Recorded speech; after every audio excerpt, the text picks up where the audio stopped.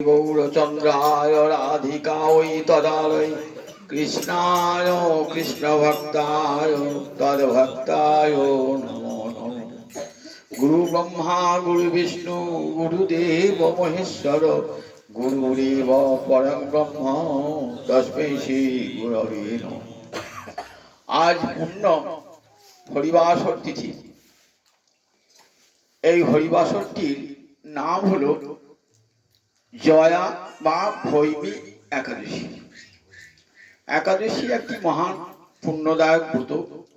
সমস্ত কাম্য ফল দান করতে পারে এই একাদশী ব্রত। একাদশী নাম ব্রতম সর্ব কাম ফলপ্রদম।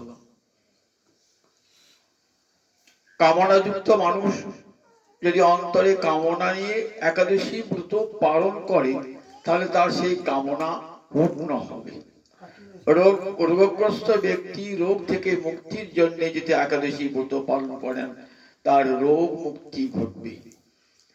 সংসার থেকে মুক্তি পেতে চান যদি কেউ তাহলে একাদশী ব্রত তাকে সংসার থেকে মুক্তি দান করবে।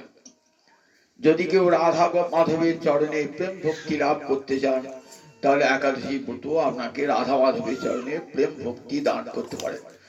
বলুন দেখি পৃথিবীতে আর এমন কোন ব্রত আছে যে ব্রত সকাম নিষ্কাম সবাই করতে পারে। অন্তরে কামনা নিয়েও যদি কেউ একাদশী ব্রত পালন করে তার কামনা পূর্ণ হয়। আবার নিষ্কাম হয়ে করলেও হরিভক্তি লাভ হয়ে যায় একাদশী ব্রতের দ্বারা। প্রতি মাসে দুটি করে একাদশী ব্রত আছে। মাঘ মাসের এই যে শুক্লপক্ষের একাদশী, এই একাদশীটির নাম হলো জয়া বা ভৈমী একাদশী। এই একাদশীটির ভৈমী নাম সম্পর্কে একটা মতান্তর আছে, সেটি পরে ঘোষণা আছে। এই একাদশীর মহিমা দেখা যায় যে একদা স্বর্গলোকে সঙ্গীতের আসর বসেছে। সেখানে গন্ধর্বেরা নাচ গান করছে। মাল্যবান বলে এক গন্ধর্ব আর পুষ্পবতী বলে এক গন্ধর্ব কন্যা নৃত্য করছেন। তারা পরস্পরের প্রণয়াসক্ত। কিন্তু সঙ্গীত করতে করতে উভয়ের মধ্যে রাগ রাগিনীর ত্রুটি ঘটে যাচ্ছে। এই দেখে দেবরাজ ইন্দ্র অভিশাপ দিলেন, বলেন যাও তোরা মর্তলোকে পিশাচজনী প্রাপ্ত হয়ে মর্তলোকে যাও। ইন্দ্রের অভিশাপে তারা মর্তে এলেন পিশাচজনী প্রাপ্ত হয়ে, এক প্রকার প্রেতজনী প্রাপ্ত হয়ে এলেন। হিমালয়ের সবতে ঘুরে ঘুরে বেড়ান, রাত্রিকালে গুহাতে আশ্রয় নেন। খুব কষ্টে দুঃখে তাদের দিনটা কাটে। মনে মনে ভাবেন কোন অপরাধে আমাদের এমন হলো। মনে মনে ভাবতে ভাবতে একদিন এই মাঘ মাসের শুক্লপক্ষের একাদশী এই তিথিতে হিমালয়ে উপরে গুহাতে শীতে কাঁপতে কাঁপতে উভয় নিদ্রাবিহীন রাত্রি যাপন করলেন। আহারও জুড়ল না, উপবাসে রইলেন। দেখুন, তারা কিন্তু একাদশী ব্রত করেন না, কিন্তু ওই দিন তাদের নিদ্রাও হয় না। একাদশীর নিয়ম রাত্রিকাল নিতে যেতে হয় এবং একাদশীতে নিরাহার থাকতে হয়, সেটিও তাদের হয়েছে এবং অতি কষ্টে রাত্রি যাপন করেছেন। ফল হয়ে দেখুন এই একাদশী ব্রতের ফল তারা পেয়ে গেলেন। পিশাচজনী থেকে তারা মুক্ত হলেন। একাদশী তাদেরকে পিশাচজনী থেকে মুক্তি দান করলেন। আবার তারা গন্ধর্ব দেহ নিয়ে চলে গেলেন কোথায়? স্বর্গলোকে। দেবরাজ ইন্দ্র বললেন, দেখো একাদশী ব্রতের কেমন মহিমা। তোমরা পিশাচজনী হতে মুক্তি লাভ করে আবার স্বর্গে ফিরে এলে। আবার এটি নাম ভৈমী একাদশী বলেন অনেকে। ভীম এই একাদশী ব্রতটি পালন করেছিল। ব্যাসদেব পঞ্চ পাণ্ডবকে যখন উপদেশ দান করছেন যে তোমরা একাদশী ব্রত পালন করে শক্তি সঞ্চয় করো, আবার তোমরা রাজ্য ফিরে পাবে, তখন ভীম বলছেন যে প্রভু মুনিবর, আমি তো 5 মিনিট না খেয়ে থাকতে পারি না। এত খাদ্যলু, এত পেটুক ছিলেন ভীম। তা আমি কি করে একাদশী ব্রত পালন করব? আমি একাদশী ব্রত পালন করতে পারবো না। বলেন দেখো ভীম, তোমার এই যে ক্ষুধা, এই ক্ষুধাটা দূর প্রশমিত হবে যদি একাদশী ব্রত পালন করো। ভীমের পেটে একটা আগুন জ্বলতো, তার নাম বৃক। সেই ভীমের একটা নাম ছিল বৃকোদর। বৃক নামক অগ্নি যার পেটে আছে, তাহলে এখন তোমার পেটে যে অগ্নিটা জ্বলছে ওটা প্রশমিত হবে, তুমি একাদশী ব্রত পালন করো। তা বলে মুনিবার বলুন, আমি এই 24টা একাদশী আমি পালন করতে পারবো না, একটা একাদশী বলুন যে একাদশী ব্রতটা পালন করলে সমস্ত একাদশী ব্রতের ফল পাওয়া যাবে। তখন ব্যাসদেব বললেন, মাঘ মাসের শুক্লপক্ষের যে একাদশীটা আছে ওই একাদশী ব্রত পালন করলে সমস্ত একাদশী ব্রতের ফল পাবে। তাই ভীম তখন ব্যাসদেবের নির্দেশ মেনে নিয়ে মাঘ মাসের শুক্লপক্ষের একাদশী ব্রতটি করেছিলেন। এই একটি ব্রত এমন অসাধারণ গুণ সম্পন্ন, যদি অন্য কোনো একাদশী কেউ নাও করেন, এই একটি একাদশী ব্রত পালনের দ্বারা 12 মাসের একাদশী ব্রতের ফল প্রাপ্ত হবে। সেই জন্য ভীম করেছিলেন বলে এই একাদশীর নাম ভৈমী একাদশী। অনেকে বলেন এই একাদশীটা ভৈমী নয়, জ্যৈষ্ঠ মাসে একটা একাদশী কৃষ্ণপক্ষের একাদশী আছে, সেটা বলে পাণ্ডব নির্জলা একাদশী। ওই একাদশীটায় ভীম একাদশী করেছিলেন একদিন। যাই হোক, মতান্তর রয়েছে, অনেকে এটাকে ভৈমী একাদশী বলে স্মরণ করে থাকেন। আজ সেই পূর্ণ ভৈমী একাদশী, সেই একাদশীতে আজ আমি আমার বিদ্যা গুরুকে স্মরণ করব। দেখছেন এখানে সম্মুখে কার প্রতিকৃতি রয়েছে? অনাদি মোহন গোস্বামী প্রভুপাদ। অনাদি মোহন গোস্বামী বাড়ি ছিল এখানে ঘোষাটি, আসল বাড়ি খেরুয়া, পশ্চিম মঙ্গলকোট, পূর্ব বর্ধমান জেলার পশ্চিম মঙ্গলকোটে খেরুয়া বলে একটি গ্রাম। সেই গ্রামের সন্তান ছিলেন এই অনাদি মোহন গোস্বামী। পিতার নাম ছিল চারুচন্দ্র গোস্বামী, মায়ের নাম ছিল কান্তি দেবী। কুয়ারপুর এবং মাথুন স্কুলে শিক্ষা গ্রহণের পর উনি চলে যান শ্রীখণ্ডে। শ্রীখণ্ডে তখন ওই নরহরি মুকুন্দের বংশে এক বিশাল পণ্ডিত উঠেছিলেন, তার নাম রাখালানন্দ ঠাকুর। তার বিরাট চতুষ্পাঠী ছিল, খুব নাম ডাক ছিল। সেইখানে ভর্তি হন সংস্কৃত শিক্ষা করবার জন্য। সেখানে কিছুদিন সংস্কৃত শিক্ষা গ্রহণ করার পর তিনি চলে যান কলকাতায়। কলকাতায় সত্যানন্দ গোস্বামী বলে এক বিখ্যাত পণ্ডিতের অধীনে তার চতুষ্পাঠীতে সংস্কৃত শিক্ষা শুরু করেন। সেখানে তিনি একে কাব্য, ব্যাকরণ, পুরাণ, সাংখ্য এবং বৈষ্ণব দর্শন, এই 5টি বিষয়ে তীর্থ উপাধি লাভ করলেন, পঞ্চতীর্থ উপাধি পেলেন। তখন এই পরীক্ষাগুলো সব পশ্চিমবঙ্গ সরকার পরিচালনা করতেন, ঠিক যেমন এখন হায়ার সেকেন্ডারি বা মাধ্যমিক পরীক্ষা হয় তেমনি। এই 78 সাল থেকে এই পরীক্ষাগুলো সব উঠে গেছে। তখন তারা যারা উপাধি পরীক্ষায় পাশ করতেন তাদেরকে তীর্থ উপাধি দেওয়া হতো। 5টি বিষয়ে তীর্থ উপাধি লাভ করেছেন। ফলে কলকাতা এখানে কলকাতায় তার খুব নাম ডাক হয়ে যায়। চালতা বাগানে বৈষ্ণব সম্মেলনে যোগদান করেন এবং ধীরে ধীরে এই চালতা বাগান বৈষ্ণব সম্মেলনে তিনি সভাপতি পদে বৃত হন। কলকাতার বহু বিশিষ্ট ব্যক্তি তার সান্নিধ্য লাভ করেছিলেন এবং তার কাছে সংস্কৃত পড়ে অনেকেই কলকাতায় নাম খ্যাতি লাভ করেছিলেন। 1908 খ্রিস্টাব্দের অঘ্রাণ মাসে তার জন্ম। 1990 খ্রিস্টাব্দের এই মাঘ মাসের শুক্লপক্ষের ভৈমী একাদশীতে তার তিরোধান ঘটে। 82 বৎসর প্রকট ছিলেন। যারা তাকে দেখেছেন তারা দেখবেন সাক্ষাৎ ঋষির মতন দেখতে ছিলেন। মনে হতো বেদের যুগের কোন ঋষি বোধহয় আবার আবির্ভূত হয়েছেন গোস্বামী বংশী। আমরা জানেন নিত্যানন্দ প্রভু এক পুত্র এক কন্যা, পুত্রের নাম বীরচন্দ্র, কন্যার নাম গঙ্গা। সেই গঙ্গা বংশের সন্তান ছিলেন এই অনাদিমোহন গোস্বামী। গঙ্গা বংশের অলঙ্কার, গঙ্গা বংশের ভূষণ স্বরূপ। থাকতেন অতি দীন ভাবে, পাণ্ডিত্যের সঙ্গে ভক্তির এমন মণিকাঞ্চন যোগ খুব কম দেখা যায়।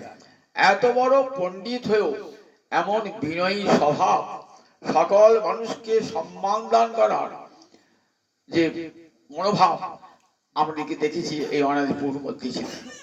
সত্যিকারের বৈষ্ণব ছিলেন। বৈষ্ণবের সমস্ত গুণ তিনাদপি শুনেছেন তরুরিব সহিষ্ণুনা, এই গুণ তার মধ্যে আমরা অক্ষরে অক্ষরে প্রতিফলিত হয়েছে। সকল মানুষকে সম্মান দান, সকল মানুষকে আপন জ্ঞানে বরণ করে নেওয়া। ঘোষহাটে যখন থাকতেন, রাধা আসতেন, তখন বিরাট উৎসব করতেন, বৈষ্ণব সম্মেলন করতেন। বৈশাখ মাসে যে কদিন তার সেবা, সেই কদিন বহু লোককে প্রসাদ বিতরণ করতেন। নাম সংকীর্তন, বড় বড় খ্যাতনামা কীর্তনিয়া আসতেন। আমার জীবনের পরম সৌভাগ্য যে আমি ছাত্রাবস্থায় তার সান্নিধ্য পেয়েছিলাম দীর্ঘকাল। আমার উপর তার কৃপা দৃষ্টি পড়েছিল। আমার জীবনে বিরাট প্রভাব তার। আমার পিতামহ ঈশ্বর রাধামোহন গোস্বামী এবং আমার এই সম্পর্কে পিসেমশাই হন অনাদিমোহন গোস্বামী, এই দুজনের প্রভাব আমার জীবনে পড়েছিল। যেহেতু আমি উচ্চশিক্ষায় সংস্কৃতি নিয়ে পড়াশোনা করেছিলাম বলে আমাকে খুব ভালোবাসতেন এবং আমাকে বলেন, তোমাকে বৈষ্ণব দর্শন নিয়ে পড়াশোনা করতে হবে এবং তুমি যেমন শিক্ষক আছো তেমনি যেমন ভাগবতেরও ক্লাস করবে, ভাগবত পাঠ মানে ভাগবতের ক্লাস করবে, যাতে সবাই হরি কথা শুনতে পায়, ভালো করে বুঝতে পারে।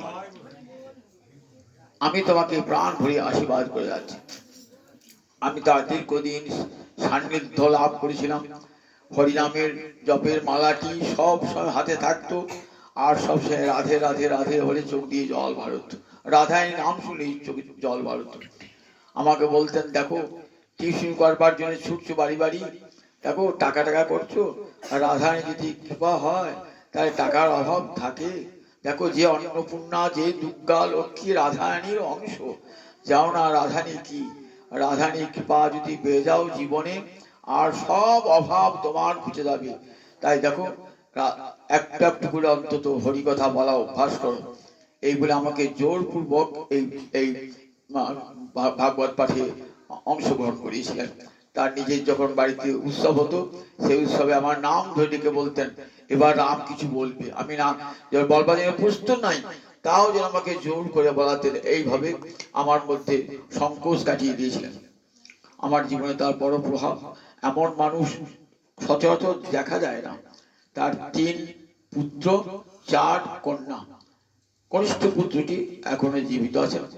অনেক গ্রন্থ রচনা করেছিলেন, যেমন গোপী গীতা, বেণু গীতা, সাধন সংকেত, চৈতন্য চন্দ্রামৃতম, বড়দেব বিদ্যাভূষণের সিদ্ধান্ত রত্নম, এসব গ্রন্থ তার। আবার আনন্দ বৃন্দাবন চক্ষু সংস্কৃত থেকে বাংলায় গদ্যানুবাদ করেছিলেন। যদি আর কিছুদিন থাকতেন তাহলে হয়তো আরো আমরা সম্পদে, বৈষ্ণব সাহিত্যের সম্পদে ধনী হতাম। শ্যামসুন্দর বলে একটি পত্রিকা তিনি প্রকাশ করতেন। যখন কলকাতায় থাকতেন তখন গৌরাঙ্গ সেবক বলে একটা পত্রিকা বার হতো। সেখানে তার লেখা থাকতো, কি দামি দামি লেখা, খুব মূল্যবান লেখা। পরবর্তীকালে যখন কাটোয়া এলেন আর কলকাতায় থাকলেন না, গঙ্গার তীরে কাটোয়ায় বসবাস করতে লাগলেন, তখন কাটোয়াতে থেকে শ্যামসুন্দর পত্রিকা বার করতে লাগলেন। তার অন্তর্ধানের পর আমি 2 বছর চালিয়েছিলাম এই শ্যামসুন্দর পত্রিকা। তারপর নিজেরই আর অসামর্থ্যের জন্য আর চালাতে পারি নাই। বলেছিলেন, তুমি শ্যামসুন্দর পত্রিকাটি পরিচালনা করো, কিন্তু কোথাও গ্রাহক, কোথাও আমি তখন স্কুলে চাকরি করি, কাজে আমার পক্ষে সম্ভব হয় নাই ওই পত্রিকা চালানো। 1990 সালে 1990 অসুস্থ হয়ে পড়লেন। অসুস্থের সময় আমি তখন গেছি, তখন দেখছি সামনে বই নামানো আছে আর কলম আছে, কি যেন লিখছেন, লিখতে পারছেন না, লিখতে লিখতে ঢুলে পড়ে যাচ্ছেন। সেই অবস্থা তো। আর হাতে হরিনামে আবার যখন লিখছেন না তখন হাতে হরিনামের মালাটি রয়েছে। খুব ধীরে ধীরে কথা বলতেন, সকলকে সম্মান দান করতেন, সকলকে ভালোবাসতেন। আজ তার তিরোধান তিথি, আমরা সকলে সেই মহান পুরুষকে শ্রদ্ধা জানাই। সেই মহান পুরুষকে তিনি রাধা গোবিন্দের চরণে রাধানী মঞ্জুরি রূপে রাধা গোবিন্দের সেবা করছেন, নিরন্তর সেবা করছেন। তিনি আমাদেরকে আশীর্বাদ করুন, আমরা যেন তার চরণাশ্রিত হয়ে গৌর গোবিন্দ ভজনা করতে পারি প্রাণ ভরে। জয় নিতাই, জয় নিতাই, জয় নিতাই।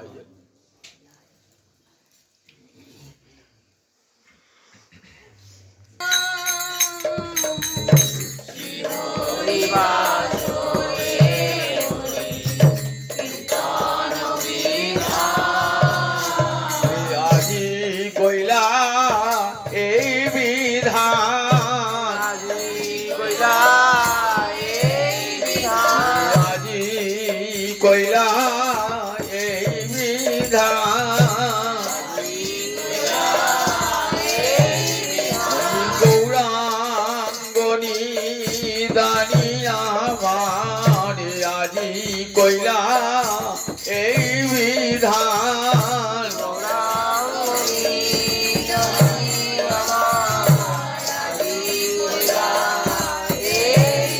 হরি হরি নাম মহৌষধি আজি কইলা এই বিধান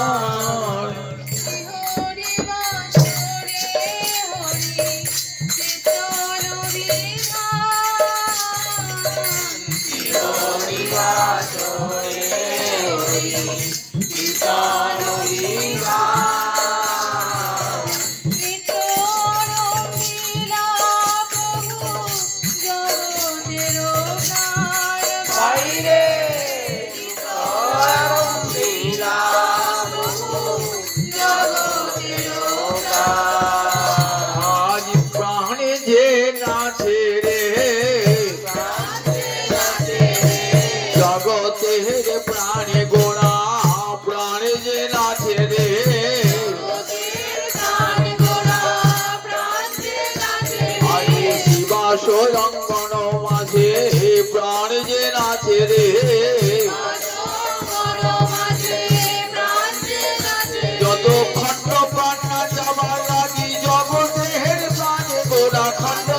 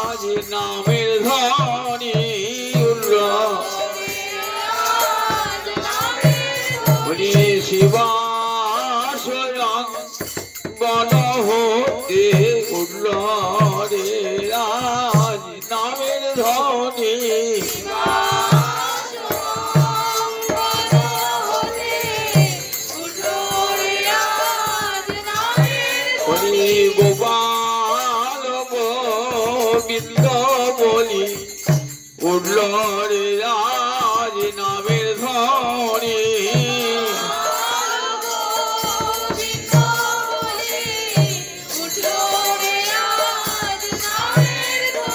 জগৎ জীবিকে করিতে ধনী উঠল রে আজ নামের ধ্বনি জগৎ জীবিকে করিতে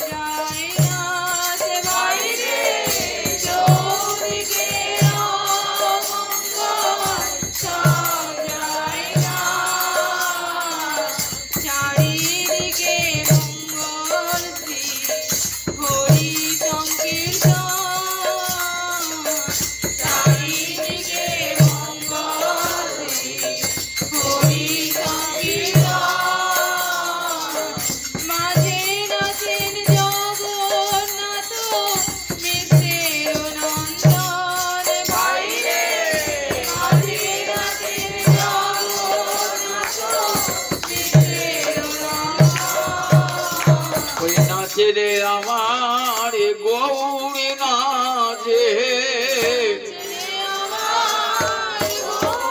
আজি শিবাস গণ আছে নাচে রে আমার গৌরী নাচে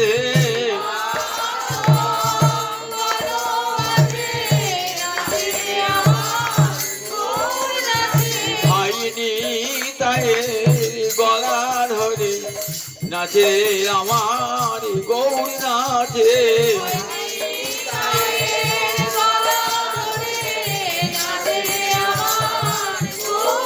আমার গলা ধরকে বামে লোকে নাচে রে আমার গৌরী নাচে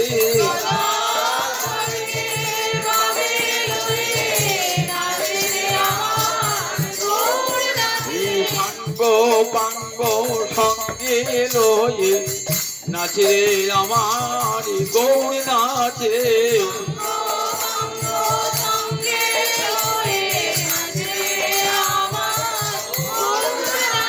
প্রেম হিল্লোলে হেলে দুলে নাচে রে আমার গৌরী নাচে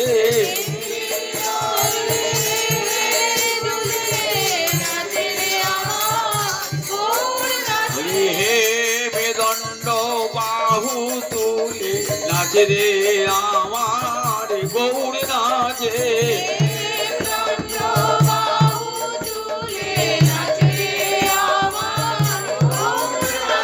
মুখে হরি হরি বলে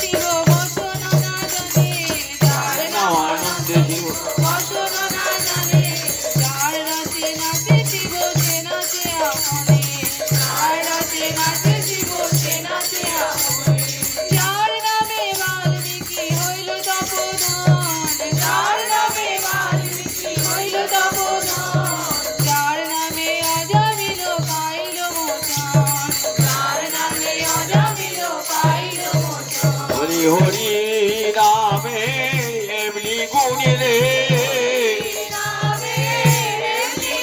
বলি হরি নামে এমনি গুণী রে,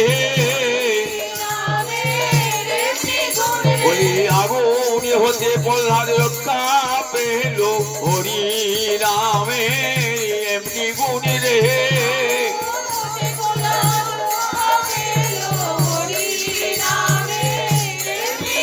বলি হনুমান সাগর পার হলো, হরি নামে এমনি গুণী রে,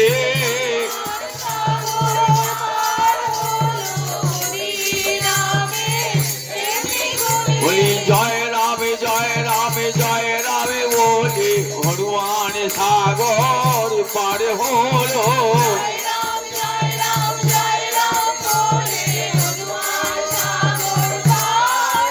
বলি অজামিল বৈকুণ্ঠে গেল, বলি অজামিল বৈকুণ্ঠে গেল, বলি নিজ পুত্রের নামে রেখে অজামিল বৈকুণ্ঠে গেল,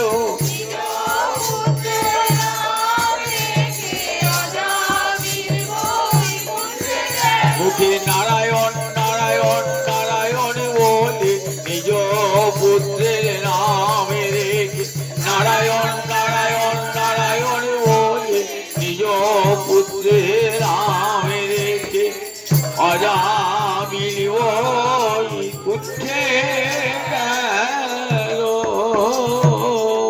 যার নামে অজামিল পাইল মোচন, যার নামে অজামিল পাইল মোচন, যার নাম শোভনে সংসার বন্ধন ঘটে, যার নাম শোভনে সংসার বন্ধন ঘটে, হেন প্রভু অবতরী কলি যুগে নাচে, হেন প্রভু অবতরী কলি যুগে নাচে, ওই নাচে রে আমার গৌর নাচে, নাচে আমার গৌর নাচে, দক্ষিণেতে নিতাই নাচে, দক্ষিণেতে নিতাই নাচে, গৌর পড়লে আমি ধরব বলে দক্ষিণেতে নিতাই নাচে, করলে আমি ধরব বলে দক্ষিণেতে নিতাই নাচে, আমার গৌর প্রেমে পাগল হয়ে দক্ষিণেতে নিতাই নাচে, গৌর প্রেমে পাগল হয়ে দক্ষিণেতে নিতাই উনি নাচে, গৌর প্রেমে পাগল হয়ে দক্ষিণেতে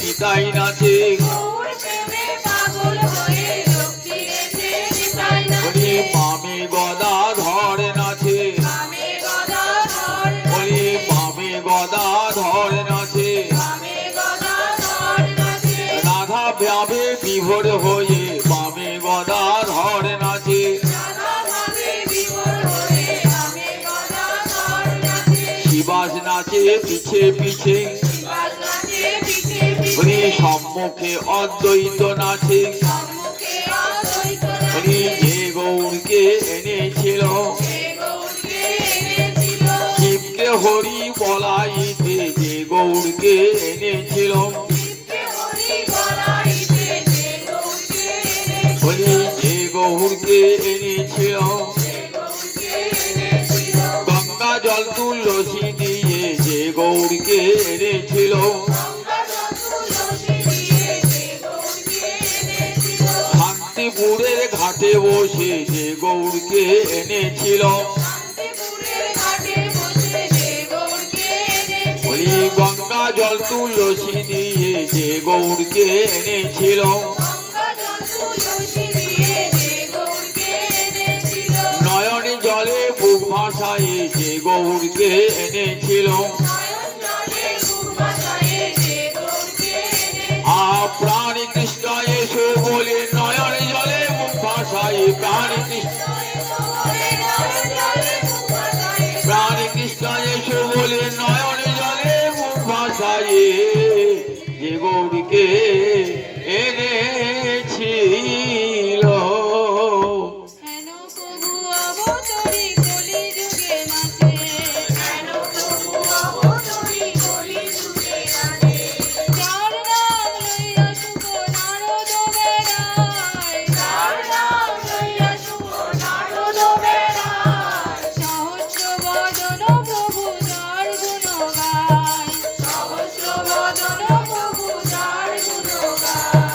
সর্বমহাপ্রায়শ্চিত্ত যে প্রভুর নাম, সর্বমহাপ্রায়শ্চিত্ত যে প্রভুর নাম। সে প্রভু নাচয়ে দেখে যত ভাগ্যবান, সে প্রভু নাচয়ে দেখে যত ভাগ্যবান। নিজানন্দে নাচেন মহাপ্রভু বিশ্বম্ভর, নিজানন্দে নাচেন মহাপ্রভু বিশ্বম্ভর।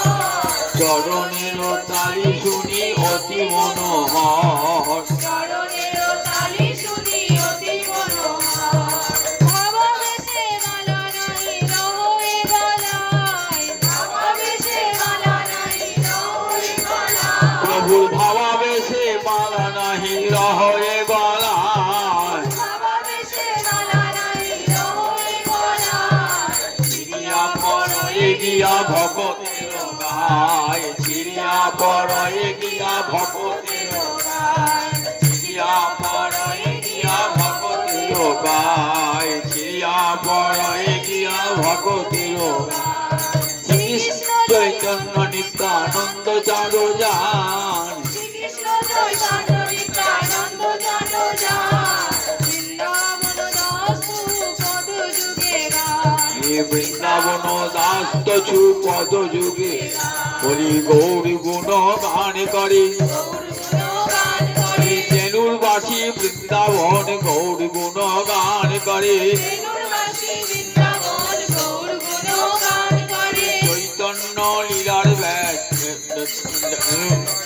চৈতন্য লীলার ব্যাস গৌর গুণগান করে। তেনুরবাসী বৃন্দাবন বেণুরবাসী বৃন্দাবন নারায়ণী নন্দন, নারায়ণী নন্দন। তেনুরবাসী বৃন্দাবন নারায়ণী নন্দন। বেণুরবাসী বৃন্দাবন নারায়ণী নন্দন। চৈতন্য লীলার ব্যাস নারায়ণী নন্দন। চৈতন্য লীলার ব্যাস নারায়ণী নন্দন। হরি গৌর গুণ গান করে, গৌর গুণগান হরি করে, গৌর গুণ গান করে। গৌর গুণগান আমার করে। নিতাই চরণ হিয়ায় ধরে গৌর গুণ গান করে, নিতাই চরণ হিয়ায় গৌর গুণ গান করে, নিতাই চরণ হিয়ায় গৌর গুণ গান করে।